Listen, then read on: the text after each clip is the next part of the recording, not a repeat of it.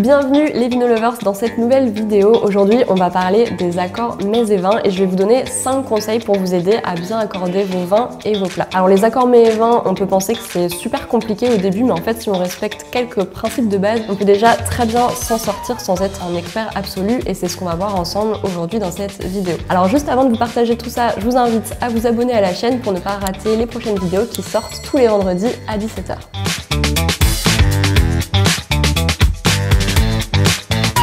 Alors c'est parti pour les 5 conseils qui vont vous aider à réussir vos accords mets et vins. Alors pourquoi 5 conseils? Et bien parce que j'ai catégorisé les vins en 5 familles différentes. Donc pour chaque famille de vins, je vais vous dire avec quel type de plat vous pouvez construire un accord qui fonctionne bien. Conseil numéro 1, avec les vins blancs secs légers et les vins effervescents bruts, on va pouvoir servir des fruits de mer et des crustacés, ou alors on peut aussi boire ce type de vin à l'apéritif, puisqu'en début de repas, on va toujours privilégier des vins légers, frais et surtout sans sucre. Donc par exemple, un vin blanc sec léger, ça peut être un chablis, un pouilly fumé, un picpoul de Pinet, un muscadet, un quincy, etc. Pour les vins effervescents bruts, ça va être par exemple du champagne, du crément de Loire, du crément de Bourgogne, du prosecco, etc. Conseil numéro 2, avec les vins blancs gras et onctueux, donc des vins blancs un petit peu plus complexes et plus riches. Là, on va pouvoir servir du poisson ou de la volaille en sauce, notamment tout ce qui va être sauce à la crème. Par exemple, ça va être des vins de type Meursault, Pessac-Léognan, Sancerre, Hermitage, etc.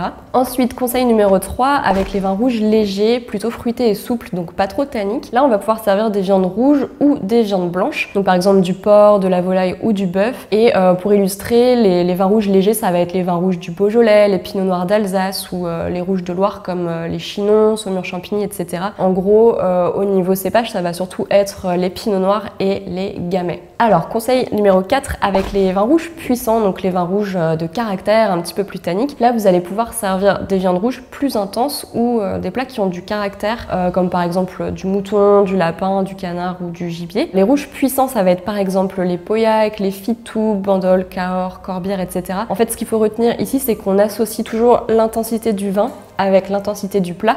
Donc plus votre plat est délicat, plus il faudra un vin délicat, et plus votre plat est puissant, plus il faudra un vin puissant pour bien l'accompagner. Alors on termine par le conseil numéro 5 avec les vins blancs sucrés, donc tout ce qui va être moelleux et liquoreux comme le sauterne, le loupiac, le bonzo, coteau du Léon, jurançon, etc. Ou tout ce qui va être vin effervescent demi-sec ou doux.